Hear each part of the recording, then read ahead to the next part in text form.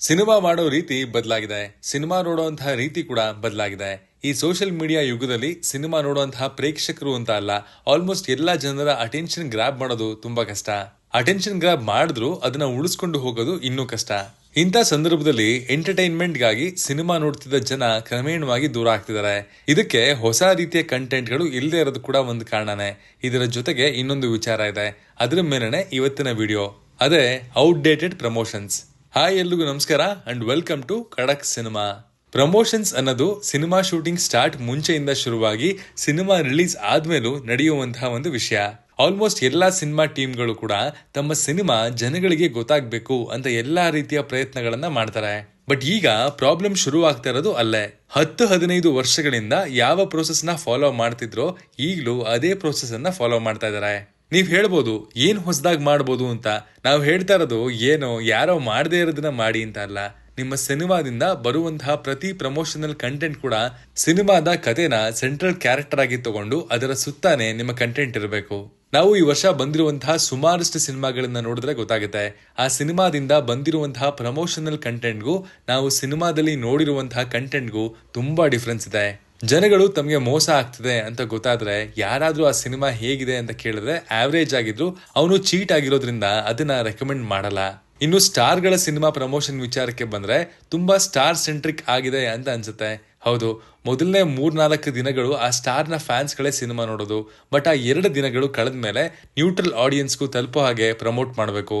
Promotional interviews pandemic time ಅಲ್ಲಿ ಶುರುವಾಗಿದ್ದು, ಆ ಟೈಮ್ ಅಲ್ಲಿ ಜನ ಸಿಕ್ಕಾಪಟ್ಟೆ ಇಂಟ್ರೆಸ್ಟ್ ಕೊಟ್ಟು ಇದನ್ನ ನೋಡ್ತಾ ಇದ್ರು. ಅದಾದ್ಮೇಲೆ ಜನ ತುಂಬಾ ರೆಗ್ಯುಲರ್ ಫಾರ್ಮೆಟ್ ಅಲ್ಲೇ ಇಂಟರ್ವ್ಯೂಸ್ ಗಳು ಬರ್ತಾ ಇದೆ ಅಂಡ್ ಎಲ್ಲಾ ಚಾನೆಲ್ ಗಳಲ್ಲೂ ಅದೇ ಕಾಣಿಸ್ತಾ ಇದೆ ಅಂತ ಕೊಂಚ ಮಟ್ಟಿಗೆ ಇಂಟ್ರೆಸ್ಟ್ ಅನ್ನ ಕಳ್ಕೊಂಡಿದ್ದಾರೆ. ಆಡಿಯನ್ಸ್ ಅದೇ ಇಂಟರ್ವ್ಯೂಸ್ ನ ತಮ್ಮ ಮೊಬೈಲ್ ಅಲ್ಲಿ ನೋಡ್ತಾರೆ. ಬಟ್ ಆ ವ್ಯೂಗಳು ಟಿಕೆಟ್ ಆಗಿ ಕನ್ವರ್ಟ್ ಆಗ್ತಾ ಇಲ್ಲ. ಅಂಡ್ ಇಂಟರ್ವ್ಯೂ ನಲ್ಲಿ ಸಿನಿಮಾ ಟೀಮ್ಗೆ ಕೇಳ್ತಿರುವಂತಹ ಕ್ವಶನ್ಸ್ ಕೂಡ ತುಂಬಾ ರಿಪಿಟೇಟಿವ್ ಅಂತ ಅನ್ಸುತ್ತೆ. ಹೊಸ ಕ್ವಶನ್ಗಳು ಅಥವಾ ಇಂಟರಾಕ್ಟಿವ್ ಆಗಿ ಕೇಳುವಂತಹ ಸಂಖ್ಯೆ ತುಂಬಾ ಕಮ್ಮಿ ಇರುತ್ತೆ. ಅಂಡ್ ಅಲ್ಲಿ ಕೇಳುವಂತಹ most of the questions cinema ಬಿಟ್ಟು ಬೇರೆನೆ ಇರುತ್ತೆ. ಸಿನಿಮಾ ಕಂಟೆಂಟ್ ಕಾನ್ಸೆಪ್ಟ್ ಹೊಸದಾಗಿ ಇದ್ರೂ ಕೂಡ ಪ್ರಮೋಷನಲ್ ಕಂಟೆಂಟ್ ನಲ್ಲಿ ಯುನೀಕ್ ಆಗಿ ಕ್ಯೂರಿಯಾಸಿಟಿ ಕ್ರಿಯೇಟ್ ಮಾಡೋ ಹಾಗೆ ಯಾವ ಕಂಟೆಂಟ್ ಕೂಡ ನಮ್ಗೆ ನೋಡೋದಕ್ಕೆ ಕಾಣಿಸಲ್ಲ. Newspaper ads and wall posters ಇದು ಈಗಲೂ ಕೂಡ ನಮ್ಮ ಬ್ಯುಸಿ ಲೈಫ್ ನಲ್ಲಿ, ನಮ್ಮ ಡೈಲಿ ಓಡಾಟದಲ್ಲಿ ನಮ್ಗೆ ಈ ವಾರ, ಈ ತಿಂಗಳು ಯಾವ ಸಿನಿಮಾ ರಿಲೀಸ್ ಆಗ್ತಿದೆ ಅಂತ ಗೊತ್ತಾಗುವಂತಹ ಒನ್ ಆಫ್ ದ ಮೀಡಿಯಂ. ಮುಂಚೆ ಸಿನಿಮಾ ನೇಮ್ ನ ನ್ಯೂಸ್ ಪೇಪರ್ ಅಲ್ಲಿ, ಪೋಸ್ಟರ್ ನಲ್ಲಿ ನೋಡಿ ಸಿನಿಮಾಗೆ ಹೋಗ್ತಾ ಇದ್ವಿ. ಬಟ್ ಈಗ ಕಾಲ ಬದಲಾಗಿದೆ. ನ್ಯೂಸ್ ಪೇಪರ್ ಆಡ್ಸ್, ಪೋಸ್ಟರ್ ಕೂಡ ಜನಗಳಿಗೆ ಇಂಟ್ರೆಸ್ಟಿಂಗ್ ಅಂತ ಅನಿಸ್ಬೇಕು. ಅದನ್ನ ನೋಡಿ ಟ್ರೈಲರ್, ಟೀಸರ್, ಸಾಂಗ್ಸ್ ಏನೇ ನೋಡಿದ್ರು ಆ ಸಿನಿಮಾ ನೋಡ್ಬೇಕು ಅಂತ ಅನಿಸ್ಬೇಕು. ಈ ಕಾರಣಕ್ಕೆ ಆಡ್ಸು, ಪೋಸ್ಟರ್ಸು, ಕ್ರಿಯೇಟಿವ್ಸು ಎಲ್ಲವೂ ಯುನೀಕ್ ಆಗಿರ್ಲೇಬೇಕು.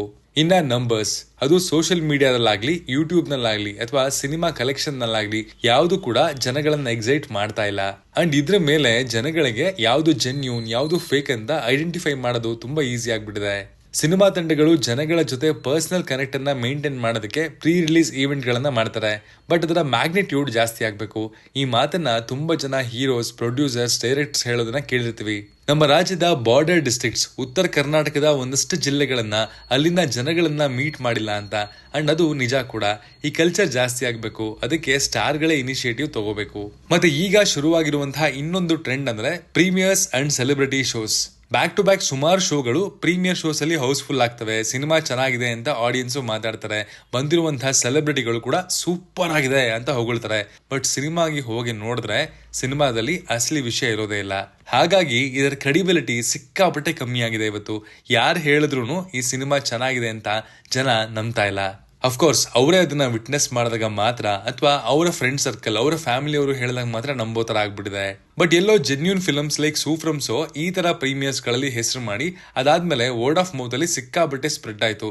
ಒಂಥರ ನೋಡಿದ್ರೆ ಇದು ಆಕ್ಚುಲಿ ಒಳ್ಳೆದೆ ಸಿನಿಮಾ ಚೆನ್ನಾಗಿದ್ದಲ್ಲಿ. ಅಂಡ್ ಇದು ಈಗ ನಾರ್ಮ್ ಆಗ್ಬಿಟ್ಟಿದೆ. ಬಟ್ ಇದು ಒಳ್ಳೆ ಪ್ರಾಕ್ಟೀಸ್ ಕೂಡ ಹೌದು. But how much is too much ಅಂತ ಜನ ಹೇಳೋ ಮುಂಚೆ ಎವಾಲ್ವ್ ಆಗ್ಬೇಕು. ಇನ್ನು ಇದಕ್ಕೆ ಆಡ್ ಆಗಿರೋದು ಅಂದ್ರೆ ರಿಲೀಸ್ ಡೇಟ್ ಚೇಂಜಸ್.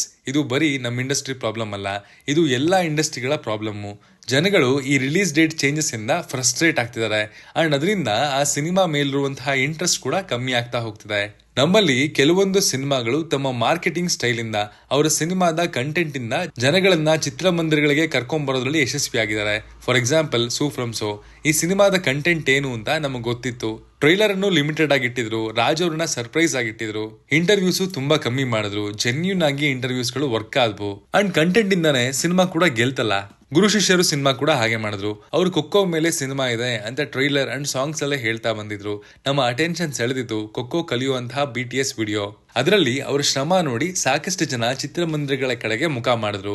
ಹಾಸ್ಟೆಲ್ ಹುಡುಗರು ಬೇಕಾಗಿದ್ದಾರೆ. ನನ್ನ ಪ್ರಕಾರ ಲಾಸ್ಟ್ 5 years ಅಲ್ಲಿ ಮೋಸ್ಟ್ ಯುನೀಕ್ಲಿ ಪ್ರಮೋಟೆಡ್ ಸಿನಿಮಾ ಇದು. ಅಂಡ್ ಅವರ ಸಿನಿಮಾ ಕಂಟೆಂಟ್ ಸುತ್ತಾನೆ ಪ್ರಮೋಷನ್ ಕೂಡ ಇತ್ತು ಅಂಡ್ ಅದು ಕ್ಲಿಯರ್ಲಿ ವರ್ಕ್ ಆಯ್ತು. ಜನರನ್ನ ಥಿಯೇಟರ್ಗೆ ಕರ್ಕೊಂಬರೋದಕ್ಕೆ ಅದು ಹೆಲ್ಪ್ ಮಾಡ್ತು. ಇನ್ನು ದುನಿಯಾ ವಿಜಯ್ ಅವರ ಭೀಮಾ ಸಾಂಗ್ಸ್ ಅವರ USP ಕ್ಯಾಂಪೇನ್ ಆದ್ರೂ ಕೂಡ ರಿಲೀಸ್ಗೂ ಮುಂಚೆ ಜನಗಳ ಹತ್ರ ಹೋಗ್ತಾರೆ. Almost door to door campaign ತರ ಮಾಡ್ತಾರೆ ಅಂಡ್ ಇಂಟರ್ವ್ಯೂಸ್ಗಳು ಕೂಡ ಸಿಕ್ಕಾಪಟ್ಟೆ ಯುನೀಕ್ ಆಗಿದ್ವು. ನಾನು ಕೂಡ ಅವರ ಭೀಮಾ ಆಗ್ಲಿ ಅಥವಾ ಲ್ಯಾಂಡ್ ಲಾರ್ಡ್ ಆಗ್ಲಿ ಇಂಟರ್ವ್ಯೂ ಮಾಡಿದಾಗ ಅದೇ ಯುನೀಕ್ನೆಸ್ ಅನ್ನ ದುನಿಯಾ ವಿಜಯ್ ಅವರು ಕೂಡ ಕೇಳ್ತಾ ಇದ್ರು. ಅದು ನೋಡಿ ನನಗೆ ಇಂಪ್ರೆಸ್ ಕೂಡ ಆಗಿತ್ತು. ಹಾಗೆ same case with Raj B Shetty ಅವರು ಕೂಡ ಪ್ರತಿ ಸಲಿನೂ ಯುನೀಕ್ ಆಗಿ ಏನಾದ್ರು ಮಾಡುವಂತಹ ಪ್ರಯತ್ನ ಪಡ್ತಾರೆ. ಮಾರ್ಕೆಟಿಂಗ್ ಅಲ್ಲಿ ನಿಜವಾಗ್ಲೂ ಆ ತರದ ಒಂದು USP ಹುಡ್ಕೊಳ್ಳೇಬೇಕಾಗುತ್ತೆ. ಇನ್ನು ಸೀತಾರಾಮ್ ಬಿನಾಯ್ ಕೇಸ್ಟು ಅವರು ₹1 ಪ್ರೀಮಿಯರ್ ಅಂತ ಮಾಡಿದ್ರು. ಅದು ಕೊಂಚ ಮಟ್ಟಿಗೆ ವರ್ಕ್ ಆಯ್ತು. ಬಟ್ ಸಿನಿಮಾ ಥಿಯೇಟ್ರಿಕಲಿ ವರ್ಕ್ ಆಗಿದ್ದಕ್ಕಿಂತ ಹೆಚ್ಚಾಗಿ ಈಗ OTT ಬಂದ್ಮೇಲೆ ಬೇರೆ ಲ್ಯಾಂಗ್ವೇಜ್ ಗಳಲ್ಲೂ ಕೂಡ ಚೆನ್ನಾಗಿ ವರ್ಕ್ ಆಗ್ತಾ ಇದೆ. ಯಾವ್ದಾದ್ರು ಒಂದು ರೀತಿ ಚೆನ್ನಾಗಿ ವರ್ಕ್ ಆಗೇ ಆಗುತ್ತೆ ಸಿನಿಮಾ ಚೆನ್ನಾಗಿದ್ದಲ್ಲಿ. ಪ್ರಮೋಷನ್ ಜನರ ಅಟೆನ್ಷನ್ ನ ಗೆಲ್ಬಹುದು, ಆದ್ರೆ ಸಿನಿಮಾ ಗೆಲ್ಲೋದು ಜನರ ಮಾತಿಂದ. ಅದಕ್ಕೆ ಕೊನೆಗೆ ಬೆಸ್ಟ್ ಪ್ರಮೋಷನ್ ಅಂದ್ರೆ ವರ್ಡ್ ಆಫ್ ಮೌತ್. ಈ ವಿಚಾರದ ಬಗ್ಗೆ ನಿಮ್ಮ ಅನಿಸಿಕೆ ಏನಿದೆ ಅಂತ ಕಮೆಂಟ್ ಸೆಕ್ಷನ್ ಅಲ್ಲಿ ತಿಳಿಸಿ. ಅಂಡ್ ಬೇರೆ ಯಾವ ರೀತಿ ಒಂದು ಸಿನಿಮಾನ ಪ್ರಮೋಟ್ ಮಾಡಬಹುದು ಅಂತ ನಿಮ್ಗೆ ಅನ್ಸುತ್ತೆ ಅದನ್ನ ಕೂಡ ಹೇಳಿ. ನನಗನ್ಸೋದು ಸಿನಿಮಾದ ಜಾನ್ರೆ ಏನಿದೆ, ಆ ಸಿನಿಮಾದ ಕಂಟೆಂಟ್ ಕೋರ್ ಪಾಯಿಂಟ್ ಏನಿದೆ ಅದರ ಸುತ್ತಾನೆ ಮಾರ್ಕೆಟಿಂಗ್ ಅನ್ನ ಸ್ಟಿಚ್ ಮಾಡಬೇಕು. ವರ್ಲ್ಡ್ ಆಫ್ ದಟ್ ಸಿನಿಮಾ ಅಂತ ಅನಿಸ್ಬೇಕು. ಆಗ ಮಾತ್ರ ಸಿನಿಮಾ ಆಸಕ್ತರಲ್ಲಿ ಆ ಸಿನಿಮಾ ನೋಡ್ಬೇಕು ಅನ್ನೋಂತಹ ಕ್ಯೂರಿಯಾಸಿಟಿ ಹುಟ್ಟುತ್ತೆ. ಇದಾಗಿತ್ತು ಇವತ್ತಿನ ಕಂಟೆಂಟ್. ಮತ್ತೆ ಸಿಗ್ತೀನಿ ಮುಂದಿನ ಕಂಟೆಂಟ್ ಜೊತೆಗೆ. Signing off, Manu.